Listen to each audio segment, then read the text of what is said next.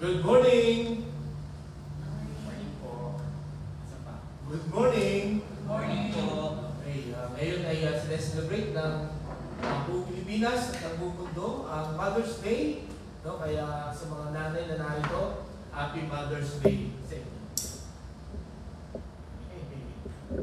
Okay, so atin pong buksan ang ating mga Bibles sa Ephesians chapter 2 verses 8 to 10. Hinihiling ko po ang bawat isa na tayo hindi ulit at basahin po natin ito na sabay-sabay. Ephesians chapter 2 verses 8 to 10. Okay, ready? Begin. For it is by grace you have been saved through faith, and this is not from yourselves. It is the gift of God, not by works, so that no one can boast. For we are God's handiwork, created in Christ Jesus to do good works, which God prepared in advance for us to do. Pagpalain po ng Panginoon ang pagkabasa ng kanyang salita, tayo po manalangin. Panginoon, salamat po sa pagkakataon na inyong pinagalaw sa amin. Salamat sa lakas, sa karunungan, at sa araw na ito na inyong pong binigay para kami makapag-aral ng inyong salita. Masambakan namin, Panginoon. Tulungan po kami na ito ay aming matutunan at makita namin ang kahalagahan nito sa aming pong pang-araw-araw na buhay. Samahan na kami sa aming pag-aaral, ito aming dalangin sa pangalan ni Jesus. Amen.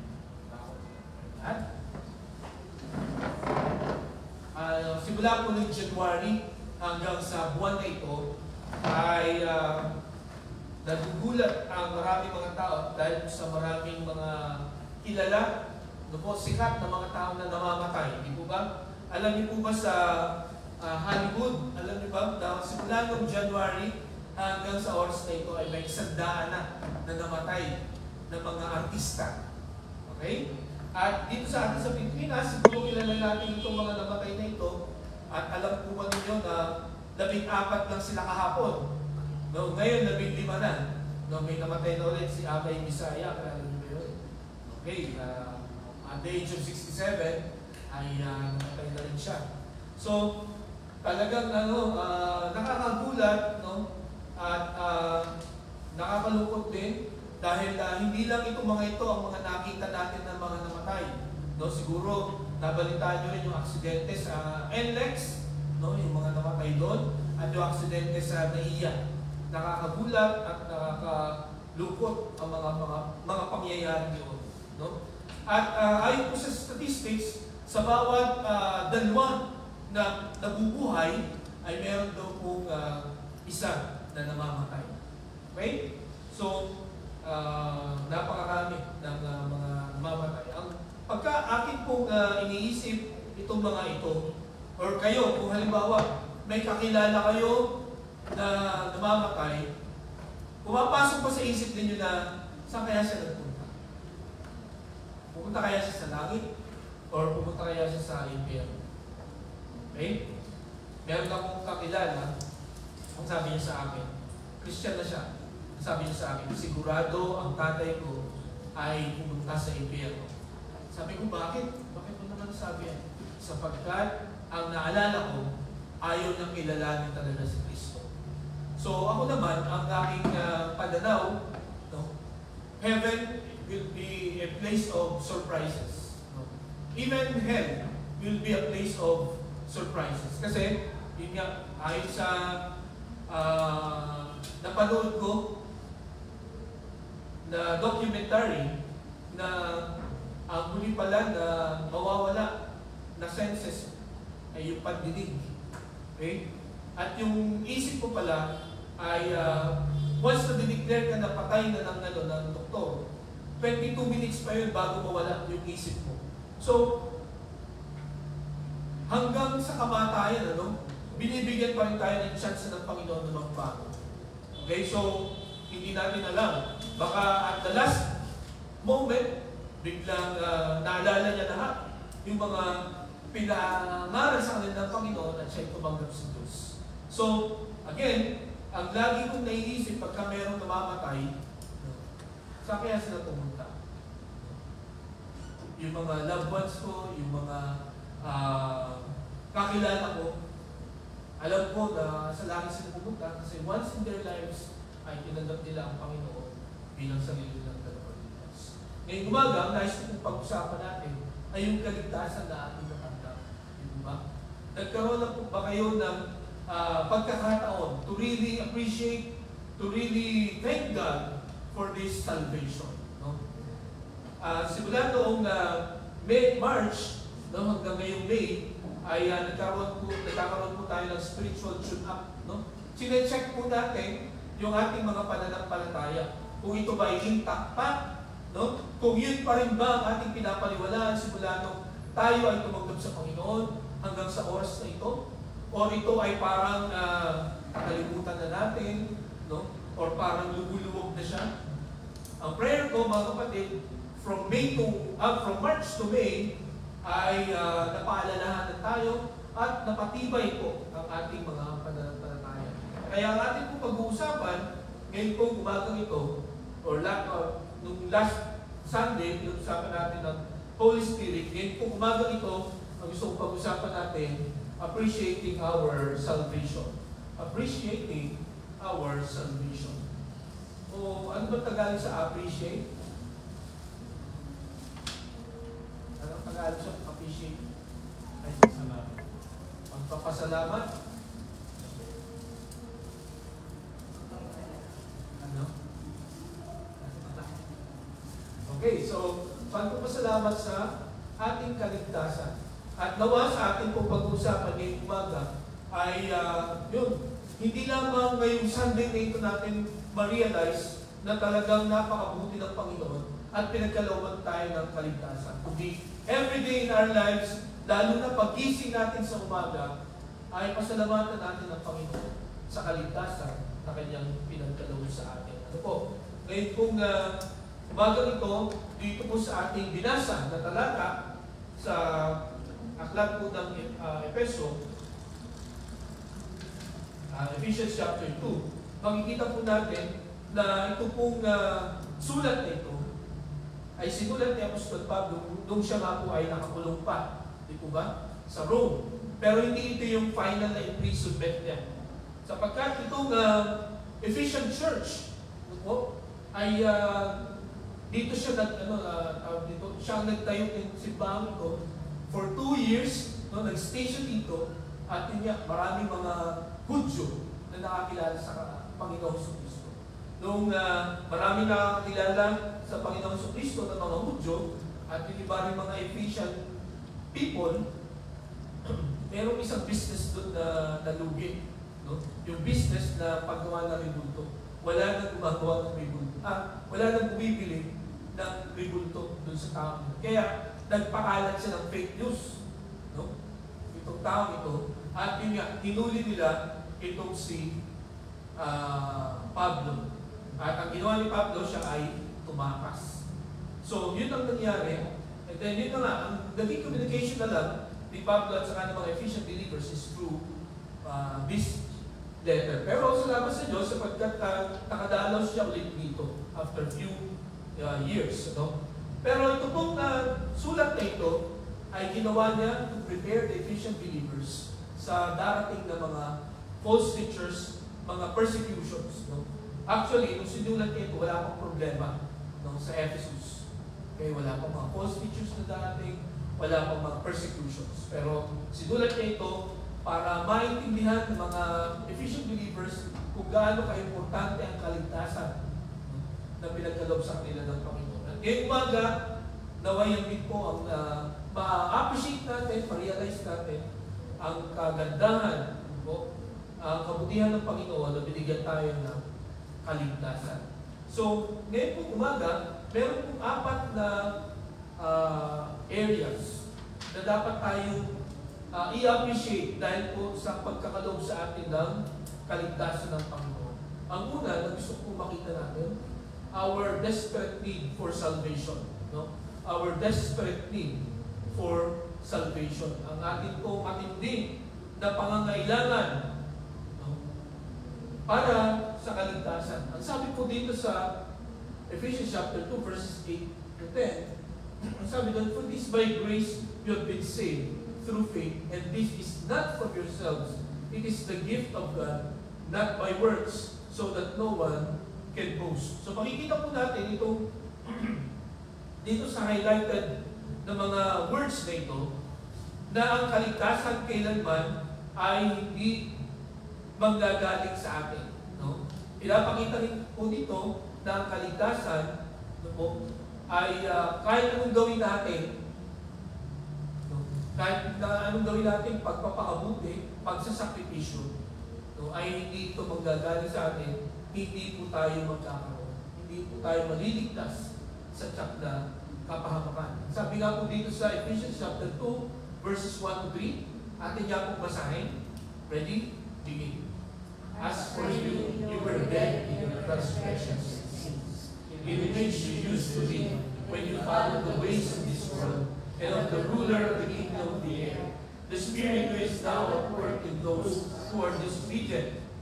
All of us also lived among them at one time, gratifying the cravings of our flesh and following its desires and thoughts. Like the rest, we were by nature deserving wrath. Okay? So ganito po ang ating spiritual condition bago natin makilala ang Panginoong Jesucristo. Sabi diyan, you were dead in your transgressions and sins. As I've said before, tayo po ay merong tatlong sangkap sa ating katawan, no, or sa ating pagkatao. Spirit, soul, and body. Okay? Yung spirit ko, ito yung connection natin sa Diyos. Okay? At ito po, nung sinabi ng Panginoon kay Adam and Eve, pag kinain niyang bunga na yan, you will surely die. At nung kinain na nila, di ba, magtataka kayo, ba't di sila namatay? Ano ang namatay sa akin? Yung connection natin sa Panginoon na putol. No? As I've said, parang na signal yan sa ating mga cellphone. Biglang nawala ang wifi. Di ba? At kahit anong gawin natin, no? Patayin natin, i-remote natin, no? Hindi bumabalik yung wifi. Ganun ang nangyari. At yun ang sinasabi dito ni Apostol Pablo.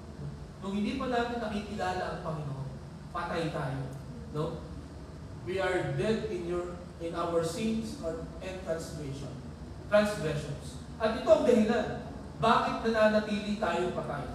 No? Dahil tayo ay makasalanan. Sabi sa verse 2 pa, in which you used to live when you followed the ways of this world and of the ruler of the kingdom of the air. So itong ruler of the kingdom of the air, ito ay walang iba kundi ang diablo.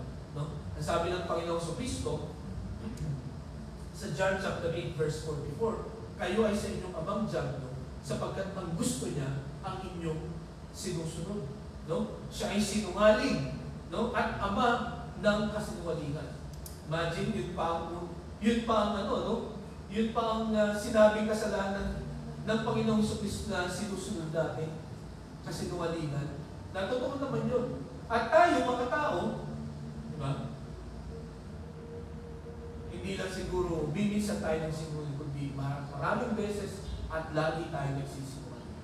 So, nakalagay sa Bible kung sino ang pasimuno, kung sino ang ama ng kasinungalingan, at yun ay ang diablo. At ito ang sabi ni Apostol Pablo dito, kaya tayo patay sa ating mga kasalanan sapagkat sinusunod natin, no? Itong, sabi dito, the ruler of the kingdom of the air. The spirit who is now at work in those who are disobedient. No? So sa mga tao na wala pang Kristo sa kanilang puso, no? Ito ang kumikilos, ito lagi ang nag-uudyok, no, sa atin. Itong ruler ng kingdom of the air. And then sabi dito sa verse 3, all of us also live among them at one time, gratifying the cravings of our flesh and following its desires and thoughts. Like the rest, we were by nature deserving of wrath. So dito, dahil sa ating pong pagsuway sa Panginoon, dahil sa pagsunod natin sa diablo, ang sabi dito, we were by nature deserving of wrath. Yung wrath dyan, no, hindi yan galit ng parents natin, ng gobyerno natin, kundi yung wrath dyan ay yung galit ng Panginoon sa lahat ng mga disobedient. Okay? And then, makita natin dito sa Hebrews chapter 10 verse 31, it is a dreadful thing to fall into the hands of the living God. Okay? Isang nakakakilabot, no? Na bagay na ikaw ay bumagsak sa kamay ng buhay na Diyos. Ang ibig sabihin nito, hindi mo kayang labanan, hindi mo kayang takasan, no? Hindi mo kayang baliwalain. No? Ang mga sinabi ng Panginoon, once you disobey Him, no? Hindi mo pwedeng sabihin na you know better, no? Hindi mo pwedeng sabihin na ang isip lang ang Diyos. Sapagkat darating ang time, no? Darating ang time, ay marirealize mo that you're only a creature, that and there is a creator. Hindi ko malilimutan yung confession nung nurse ni Karl Marx. Kilala niyo ba si Karl Marx? He is the father of communism. So, since siya ay father of communism, hindi siya naniniwala may Diyos. Pero, nung malapit na siyang mamatay, sabi nung kanyang nurse, sabi daw ni Karl Marx, I know I'm going to heaven. So, nung malakas pa siya, hindi siya naniniwala sa heaven and hell, hindi siya naniniwala sa Diyos. No? Hindi siya naniniwala na may Diyos na nagpaparusa. Pero, yun, moments sa pagtatapos ng kanyang buhay, inamin niya na siya ay paparusahan ng Diyos sa impyerno. It is a dreadful thing to fall into the hands of the living God. Kaya, napaka-desperate ng pangangailangan natin mga kapatid ng kaligtasan. No? Sapagkat sa patuloy na pagsuway natin sa Panginoon ay talagang darating ang time, paparusahan tayo ng Panginoon. At pagka pinarusahan tayo ng Panginoon, hindi siya masarap. No? Hindi siya madali, hindi siya mabilis mawala. Sabi dito, it is a dreadful thing. Kaya hanggat maaari, no, ay iwasan natin, no, gawin natin kung ano yung pinapagawa sa atin ng Panginoon para hindi dumating sa atin ito puot ng Diyos. Okay? So ito ang una na makikita natin. Bakit dapat natin i-appreciate itong kaligtasan na meron tayo? Unang area na dapat nating makita is because of our desperate need for salvation. Ang pangalawa, the divine source, no, of our salvation. Ang pinanggalingan o ang makalangit na pinanggalingan ng ating pong kaligtasan. Okay? So, ang sabi dito sa verse 8, for it is by grace you've been saved through faith, and this is not from yourselves. It is the gift of kaninong gift? Gift of God, no? Galing ito sa Diyos. Sabi niya, it is not from yourselves. No? Yung kaligtasan natin, hindi ito galing sa atin. Ito ay regalo buhat sa Diyos. Hindi rin ito regalo buhat sa mga angels, no? Or sa mga saints, or kung kanino pa man, no? Sa mga politiko, or sa iba pang mga tao. Kundi, itong kaligtasan natin ay buhat sa ating Panginoon. Ang sabi sa Romans chapter 6 verse 23, for the wages of sin is death, but the gift of God is eternal life in Christ Jesus our Lord. Mga kapatid, ano ba ang significance? Kung halimbawa, itong kaligtasan na ito ay galing sa Diyos at hindi dahil sa tao, hindi galing sa tao. Parang, ano na yun kung galing sa Diyos yan? Anong halaga naman? Diba? Sa tingin niyo. Hindi kayo? Okay? Kung ito ay galing sa Panginoon, sigurado ito. No? Totoo ito. Mapapanghawakan natin. Because siya ay Diyos. Pero kung ito ay galing sa tao, or kahit sa kanino pa man, pagdudahan po natin. Okay? So, salamat sa Panginoon sapagkat itong kaligtasan natin na ito ay hindi galing sa kung kanino pa man o kung sino man, kundi ito ay galing sa Diyos. At ang sabi sa Romans chapter 10 verse 9, sa iya po natin, ready, begin. If you declare with your mouth, Jesus is Lord, and believe in your heart that God raised Him from the dead, you will be saved. Okay? So wala dyan ibang binanggit na pangalan. No? Kundi, ang sabi dito, ang Panginoong Jesucristo lamang. Dapat sampalatayanan. No? Dapat kilalanin na siya ay Diyos. Sa panahon natin ngayon, no, maraming mga sources of salvation ang kiniklaim ng maraming mga tao. Diba? Lalo na sa pananalangin. Meron akong isang narinig na defender kung bakit he is defending those people who pray to the saints. No? Bakit daw kailangang manalangin sa ibang mga saints? Bakit sila nananalangin sa mga saints? Eh, ang sabi ng Bible ay sa Panginoon lang. Meron siyang kinote, no? Kung hindi nyo alam i-defend ito, ay madadaya kayo. Ang sabi niya, kung babasahin nyo itong Philippians, ang sabi doon ni Apostol Pablo sa Philippians chapter 3, chapter 4, please pray for me. Okay? So, sino ang request niya na mag-pray sa kanya? Yung mga Philippian believers. So, pwede ka mag-request sa ibang tao para manalangin.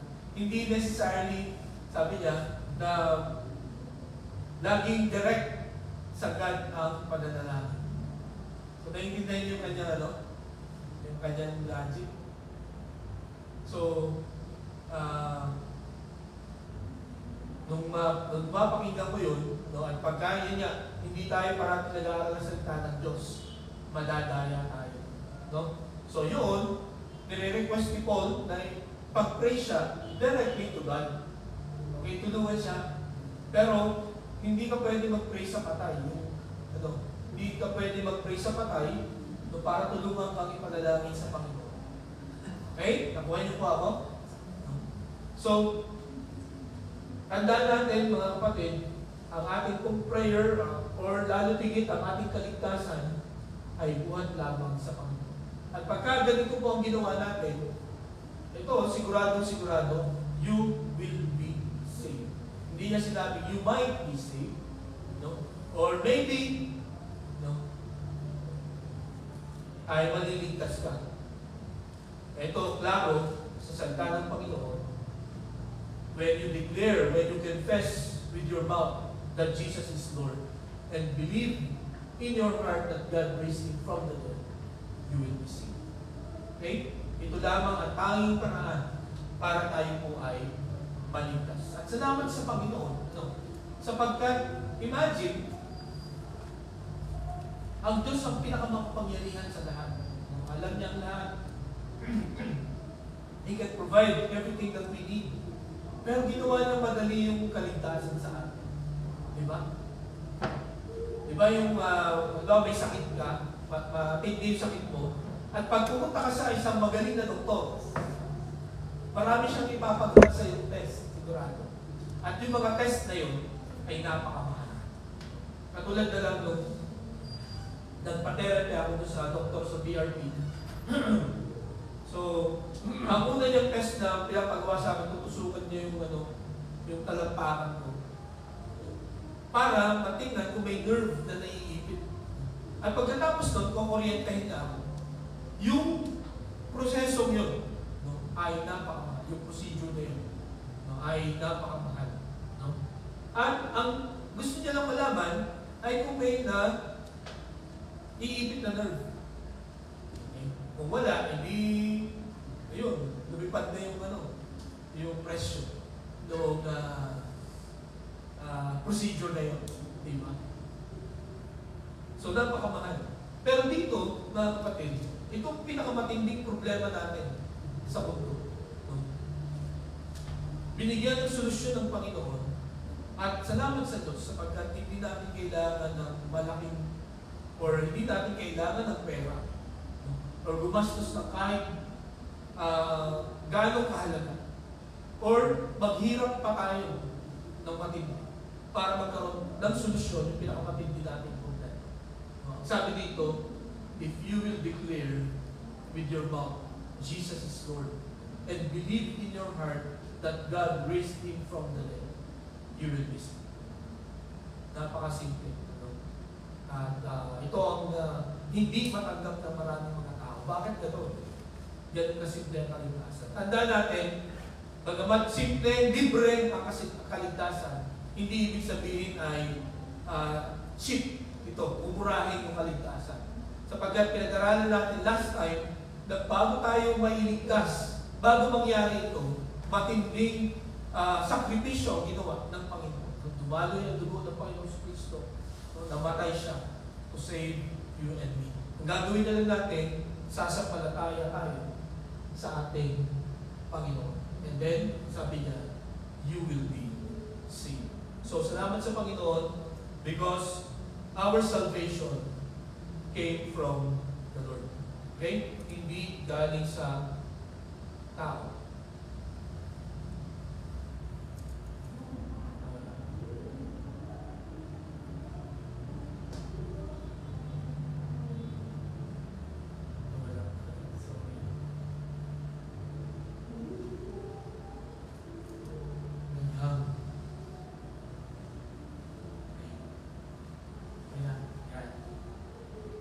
So, ang pangatlong area na makikita po natin kung bakit dapat natin ma-appreciate ang ating salvation, hindi lamang because of our desperate need, hindi lamang the divine source, but ang pangatlo, the description of our salvation. Ano ba itong kaligtasan? Okay? Babalikan natin itong Ephesians chapter 2, verses 8 to 10. Sabi niyan, for it is by grace you have been saved. No? So, pansinin niyo yung word na by grace. No? Ito ay sa pamamagitan lamang ng biyaya. No? At sabi ng John chapter 1, verse 14, basahin nga po natin. Ready? Begin. The word became flesh and made his dwelling among us. We have seen his glory, the glory of the one and only Son, who came from the Father, full of grace and truth. So, ang Panginoon, nung siya ay pumunta dito sa lupa, no, ipinakita niya kung paano ba maging gracious, no, at maging truthful. Okay? Pinakita niya yung grace and truth. No? Kaya ang Panginoon ang manifestation ng grace and truth. Kung kayo ay naghahanap ng solid, no, o tangible na grace and truth, pag-aralan ninyo ang buhay ng Panginoon. No? Because He is full of grace and truth. Ang sabi sa Ephesians chapter 2, verses 4 and 5, sabi na po natin ulit, but because of His great love for us, God, who is rich in mercy, made us alive with Christ, even when we were dead in transgression. It is by grace you have been saved. No? It is by grace you have been saved. So dito po sa mga talatang ito, pinapakita at pinapatunayan na ang kaligtasan natin ay sa pamamagitan lang ng biyaya. Ano bang ibig sabihin ng grace? Okay? So, ang sabi ng isang manunulat, yung grace daw ay, basahin niya po natin. Ready? Begin. Grace is the opposite of karma, which is all about getting what you deserve. Grace is getting what you don't deserve. Okay? Diba yung karma? Alam natin lahat yan. Pagka ikaw ay napahamak, no, dahil sa iyong maling ginagawa o kaya sa iyong kayabangan, karma yun. Okay? Pero dito, ang sabi dito, ang karma is getting what you deserve. But grace is getting what you do not deserve. Imagine, ang deserve po natin ay wrath of God. Dahil, bukod sa hindi natin sinusunod ang Panginoon, ang sinusunod pa natin ay yung kaaway ng Diyos. Yun ay ang judgment. Diba? Malaking insulto yun. Kaya, ang karapat dapat lang na gawin sa atin, mga kapatid, tayo po ay parusahan, tayo po ay patayin. Pero ang Panginoon, binigyan po tayo ng biyaya. Grace is getting what we do not deserve. Sa pong meaning, sabi dito, basahin niya po natin ulit. Ready? Begin. Grace is the love of God, shown to the unlovely, the peace of God, given to the restless, the unmerited favor of God. So, again, kung ating pong titignan, yung ating mga ginagawa everyday, no? Yung mga iniisip natin, sinasabi natin everyday, no? Kung ating iisa-isahin yung mga mali na ating ginagawa everyday at yung mga mabuti, kung titimbangin natin yun, alin kaya ang mas mabigat. No? At kung ating pagbabatayan, no? Itong sinabi ng Panginoon na yung mga suwain, they deserve God's wrath. Siguro, kung titingnan natin yung ating mga ginagawa everyday, ay talagang dapat pakusahan tayo. Dapat ay hindi magdalawang isip ang Panginoon. At kung sakaling parusahan tayo ng Panginoon, no, ay dapat lang hindi mawawala ang unfairness ng Panginoon, ang holiness ng Panginoon, ang justice ng Panginoon, at pagiging loving ng Panginoon. Kasi deserve talaga natin. Pero makita natin yung biyaya ng Panginoon. Sabi niya, show to the unlovely the peace of God given to the restless, the unmerited favor of God. Tandaan po natin, itong kaligtasan na binigay sa atin, ito ay sa pamagitan lang ng biyaya ng Diyos. We don't deserve this. Kaya hindi tayo pwede magtalaki sa ating Panginoon. Okay? And then, sabi dito sa Ephesians chapter 8, for it is by grace you have been saved through faith. So, una, description ng ating kaligtasan, it is by grace. Second, it is through faith sa pamagitan ng pananampalataya. Ang sabi dito sa Romans chapter 10 verses 9 and 10, isahin nga po natin ulit. If you declare with your mouth Jesus is Lord and believe in your heart that God raised him from the dead, you will be saved. For it is with your heart that you believe and are justified, and it is with your mouth that you profess your faith and are saved. Okay? So dito,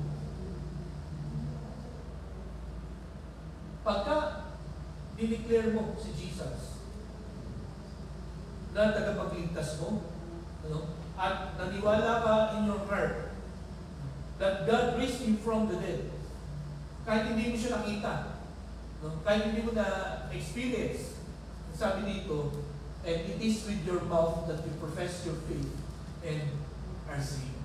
Okay? Sa pamagitan ng iyong pag-profess, no, ng pagsampalataya, no, sa ating Panginoon, doon tayo maliligtas. Okay? Sapagkat, again, yung napag-aralan natin ng mga nagdaang araw, kung ano yung nasa puso natin, kung ano yung nasa isip natin, yun ang lumalabas. No? Hindi mo pwedeng banggitin ang mga bagay na ito, no, kung hindi ito taos sa iyong puso. At naniniwala ako sa umagang ito na ang paggabay lang ng Panginoon sa atin ang magbibigay sa atin ng lakas ng loob para sabihin ang mga ito. Okay? Kung hindi tayo nilidyukan ng banal na Espiritu. Kasi kung hindi tayo nilidyukan ng banal na Espiritu, never nating gagawin. Naalala ko nung hindi pa ako mananampalataya. Wala sa akin itong mga ito. No? Wala pa rin nagtuturo sa akin na ganito ang ipanalangin. No? Na ganito ang pananampalataya. Basta ang sabi lang sa akin, sumimba ka lang ng sumimba, makinig ka, no? Umiwas ka sa masama. Pero ito, nakalagay din sa Romans chapter 10, verses 9 and 10. Kailangan you have to believe. No? Sumampalataya. Paano ba pagsampalataya? Sabi sa Hebrews chapter 11, verse 1. Basahin niya natin. Ready? Begin. Now faith is confidence in what we hope for and assurance about what we do not see. Marami ang mga hindi naniniwala na imposible at napakahirap sampalatayanan ng Diyos na hindi mo nakikita. Sabi nila, yan ay blind obedience. No? Pero tanda natin ito mga kapatid, ang pagsampalataya natin sa Panginoon ay hindi blind obedience. Sapagkat ang blind obedience, yung walang pangako na mangyayari pagka ginawa ko. For example, tumalon ka nga sa building, anong pangako doon? May pangako doon? Pero ganito ang faith. No? Pagka tumalon ka nang walang pangako, yun ang blind obedience. Okay, no? Pero pagka ganito sinabi, tumalon ka din sa building at makakalipad ka. Yun. May faith doon. So, dito, sa pagsampalataya sa Panginoon, no? Pag sumampalataya ka sa Panginoon, ang promise, you will have eternal life. No? You will never perish. Okay? So may promise. No? At kung inyo pong babasahin ng maigi ang salita ng Panginoon, lahat ng utos niya may promise. Diba? Yun nga, kung sasummarize mo yung mga utos ng Panginoon, sabi niya, if you will obey me, I will bless you. Kung gagawin mo mga bagay na ito, ganito ang mangyayari sa iyo. Ito, makita natin na pagka sumampalataya tayo sa Panginoon kahit hindi natin nakikita o hindi pa natin nakikita yung kanyang ipinangako sa atin, ay matutuwa ang Diyos sa atin. Why? Because yun po ang gusto ng Panginoon sa atin. Sumampalataya tayo sa atin. Kaya ngayon na umaga, mga kapatid, sometimes pagka yung mga pinapanalangin natin o yung mga nararanasan natin every day ay parang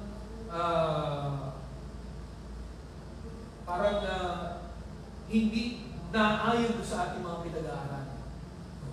Ang ating pong kalaban, mga job will tell us always na, hindi totoo yung mga pinapaniwalaan. O kita mo, nanalangin ka, tapos hindi sinasagot. Mga kapatid, sa mga panahon gano'n, doon tayo dapat lalo kumapit sa Panginoon. When the temptation is so strong. Kaya nga sabi ng Panginoon sa Kristo, doon sa Garden of Gethsemane, watch and pray so that you will not enter into temptation. No? The spirit is willing, but the flesh is weak. No? Ang magpapalakas lang ng spirito natin, magpaparesist lang natin sa atin sa temptations ni Satan is when we are prayerful, when we are strong in our faith. Nung panghawakan natin na ang pangako ng Panginoon matutupad at mangyayari kahit na mahirap ang sitwasyon, kahit na parang hindi nangyayari yung iniisip natin. One thing is sure, ang kalooban ng Panginoon sa kanyang takdang paraan at panahon, yun po ay mangyayari. Okay? Andiyan pa ba kayo? Ang sunod na titingnan natin na description ng kaligtasan natin, hindi lamang by grace, hindi lamang through faith, yun, dito sa verse 9, it is not by works. No? Hindi ito naayon sa gawa. Kaya sabi sa Titus chapter 3 verse 5, isahin na po natin, ready? Begin. He saved us not because of righteousness we have done, but because of His mercy. He saved us through the washing of the word and renewal of the Holy Spirit. So dito po, sa Titus 3:5, klaro, no? Pagka may tao po na nakausap tayo at sinabi na hindi sapat ang pagsampalataya sa Panginoon, dapat meron ka pang ibang gagawin. No? Dapat meron ka pang ibang idadagdag doon. Meron po akong nakausap sa Pampanga, no, na sineran ko ng gospel. Paulit-ulit kong sinabi sa kanya, pag pinagdap mo sa Jesus bilang sariling tagapagligtas, ang promise niya ay He will give you eternal life. Hindi ka na mapapaham. Sabi niya, talaga, yun lang? Yun lang? Yun lang talaga? Paulit-ulit na sinabi sa akin. Tapos ang sabi niya, alam mo Tutoy, ako ay 77 years old. Ilang taon ka na? Sabi ko, ako po ay 21 years old. Sobrang bata ako pa. Marami ka pang hindi alam. Yun ang sabi sa malilimutan mo. No? Kaya, yung sinasabi mo, sabi sa akin, na pagsampalataya kay Jesus lamang at magkakaroon ka ng eternal life, hindi yan totoo. Kulang yan. At sa tingin ko, kulang pa yan pag-aaral. Pero salamat sa Diyos, sapagkat yung natutunan ko pala noon, hanggang ngayon, yun pala. No? Sapat na pala yun. No? Pero that time, parang yung paniniwala ko pa.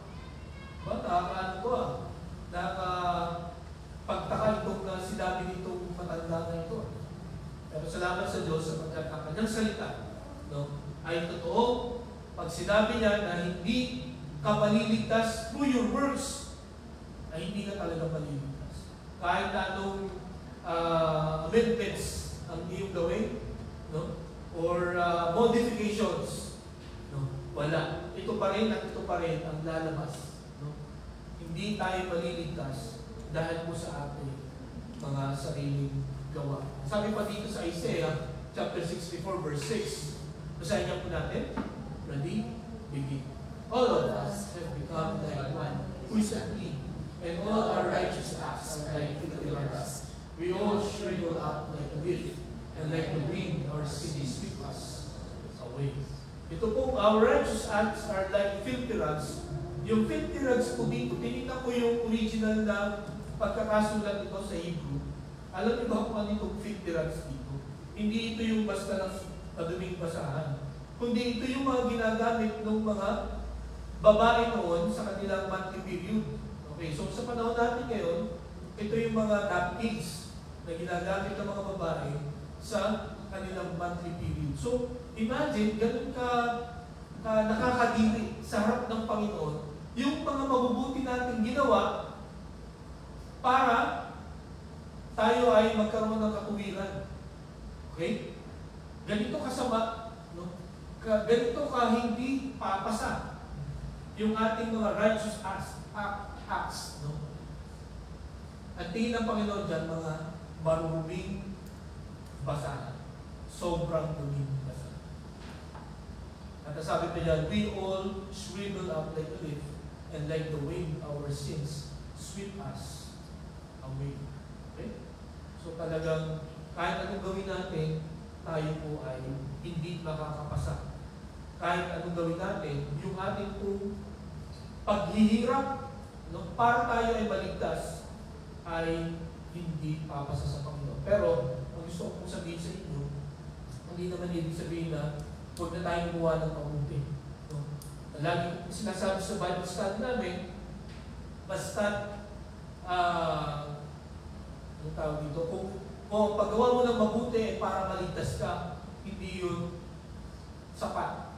No? Hindi ka maliligtas. Pero, kung gagawin mo ang mga mabuting bagay dahil ligtas ka na, yun ang tama. Okay? Gagawa ka ng mabuti dahil liligtas ka ng Panginoon Jesus.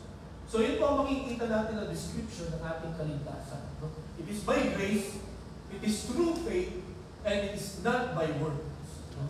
Tandaan po natin yan. Hindi ko po alam kung kailan yung huli na napag-aralan yan. No? Pero napakaganda na balikan. Ako nga po, matagal ko nang alam ito, pinapangaral ko ito, tinuturo ko ito, pero napakasarap alalahanin. No? Napakasarap isipin that our salvation is by grace.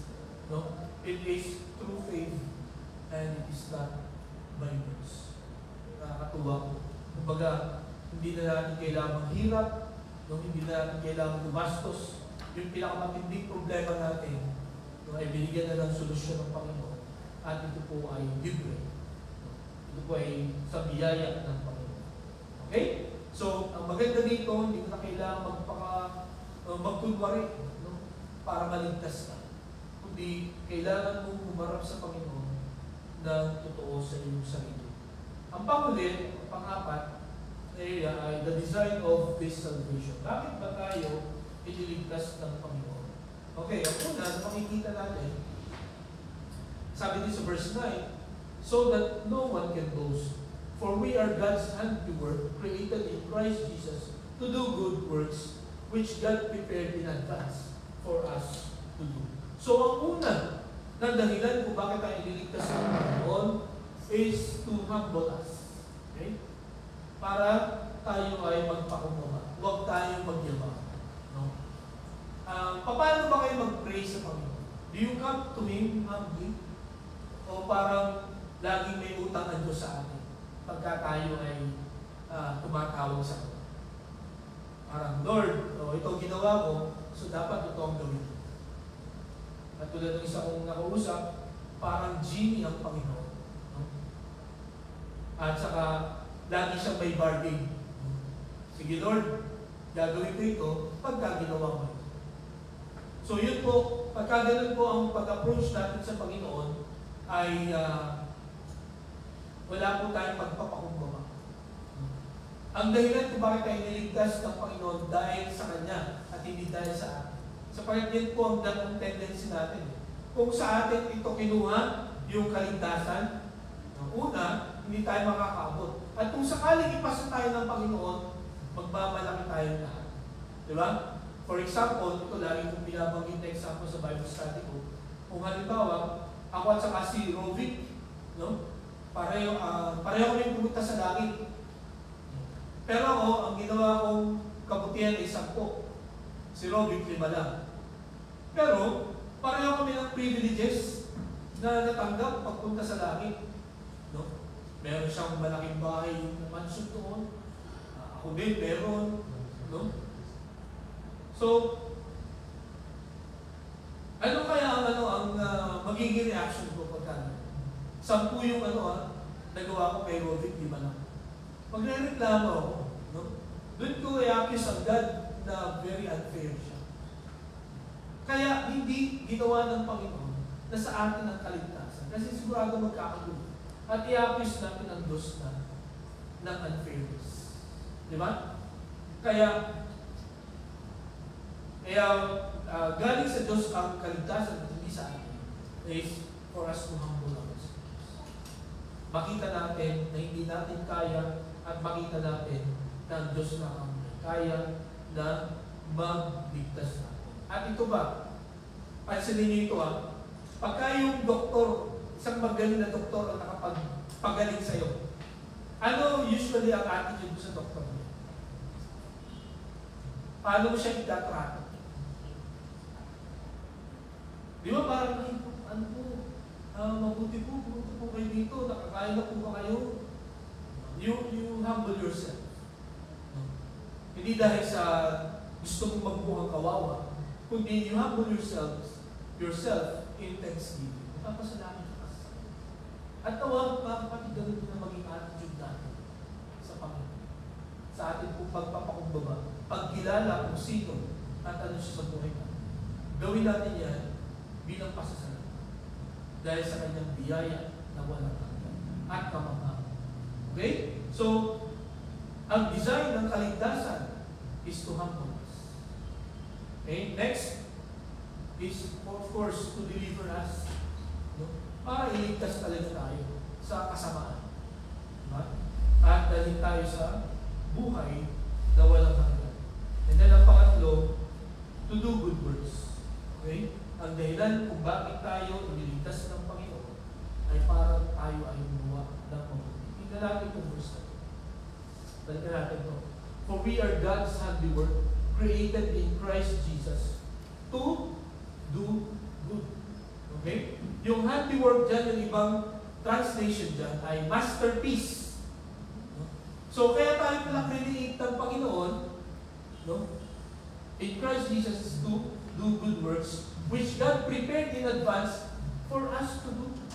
Okay? So, bago pa tayo nagkasala, bago pa tayo pinanganak, prepared na ang Panginoon, prepared na ng Panginoon kung ano yung gagawin natin.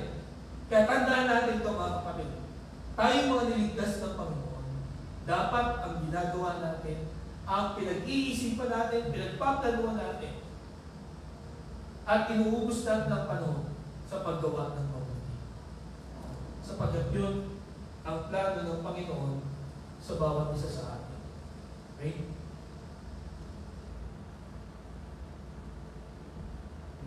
Sapagkat yun ang plano ng Panginoon sa bawat isa sa atin. Kaya kailan na huli na gumawa ng mabuti? kailan ka gumawa intentionally ng mabuti sa iyong kapwa, no?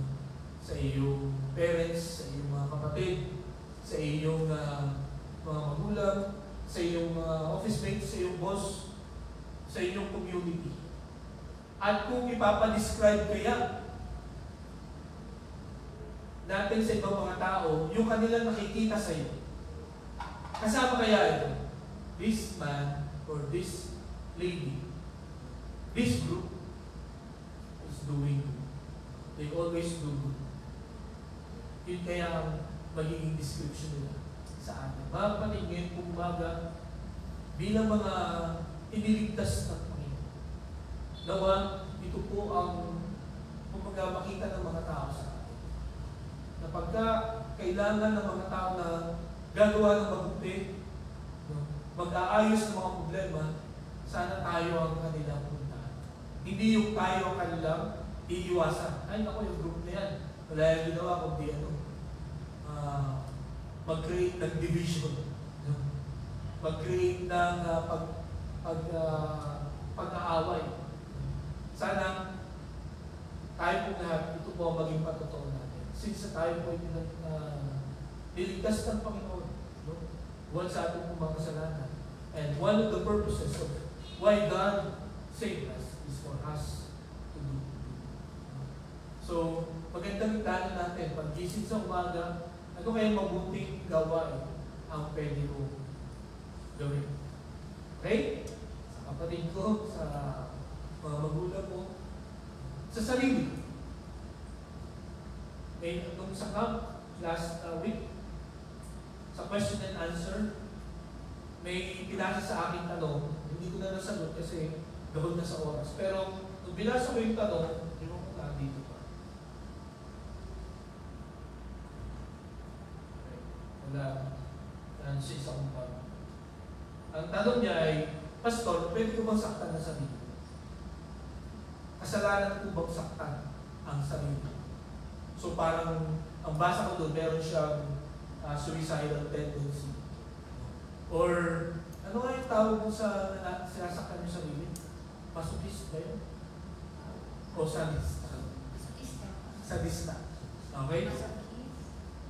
Yung masochist ay nananakit ng iba. Sarili. Ay, yung sadista. Yung sa iba. Okay. So, masochist yun. Yung, sayang hindi na nasagot. Pero, yun nga. Ang isasagot ko dapat sa kanya ay, our body is the temple of the Holy Spirit. So, we have to take care of this. Hindi dapat ating saktan ang ating mga sarili. At ang i-advise ko pa sa kanya, kung ang reason kung bakit mo naiisip yan is because you are depressed, no? Gawin mong positibo yung action mo. Like, pag depressed ka, maglinis ka ng bahay. O kaya ay alagaan mo yung alagaan mo yung mga kapatid mo. Kumbaga, gumawa ka ng mabuti. Kung meron kang ganung nararamdaman. At makikita mo, marirealize mo, pagka may nakikita kang maganda sa ginagawa, mawawala yung iyong depression. Kasi yun ang feeling ng isang depressed. He is worthless. Wala na siyang kwenta. Wala na siyang silbi. Pero kung halimbawa, yun niya, gagawa ka ng maganda o mabuti, makikita mo to be worth. Okay? So, ngayong umaga mga kapatid, makita natin itong tatlong ito, no, na dahilan kung bakit po tayo ay iniligtas ng Panginoon. To humble us, to deliver us, and to do good works. Meron po 4 na areas sa buhay po natin, no, na dapat po nating maging dahilan para ma-appreciate po natin ang kaligtasan natin. Every day, huwag natin itong kalimutan, no? Huwag natin itong baliwalain, mga kapatid. Because of our desperate need, the divine source, the description of our salvation, and because of the design of our salvation. Sa lahat ng ito, mga kapatid, dapat po tayo magpuri at magpasalamat. At ito po ay maging dahilan, no, na tayo ay laging magtapat. No? Dapat lagi tayong maging masigla sa paglilingkod sa Panginoon. Sapagkat without God, no, without these things, ay tayo po lahat ay mapapahamak at wala po tayong dahilan kung bakit dapat tayo ay magtipon at wala tayong dahilan kung bakit dapat tayo mabuhay. But salamat sa Panginoon because God is loving, gracious. Binigyan tayo ng kaligtasan na nagbubuhat sa Kanya at hindi nagbubuhat sa atin. Kaya let us appreciate our salvation. Huwag tayong mahiya na ipakita sa mga tao na tayo ay Kristiyano, na tayo ay ligtas. At ito po mga kapatid, sana maiwan ito sa inyong mga isipan. Huwag natin ikahiya na ibahagi ang kaligtasan.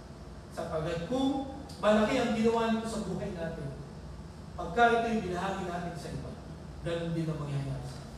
Malaki din ang mangyayari sa buhay nila. Kaya nawa, huwag natin ipagdamot, huwag natin ikahiya ang kaligtasan. Tayo po na lang. Panginoon, salamat po sa salita ko na amin pong kapag-aralan dito. Umagang ito, salamat po sa inyong biyaya.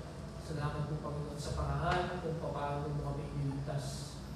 Kami, Panginoon, ay totoong karapat-dapat na parusahan, karapat-dapat na kapuotan, sapagkat paulit-ulit ang aming pagsuway, paulit-ulit ang aming matigasan ng ulo, Panginoon. Paulit-ulit ang aming, Panginoon, pagkakasala, pagsunod sa diyan.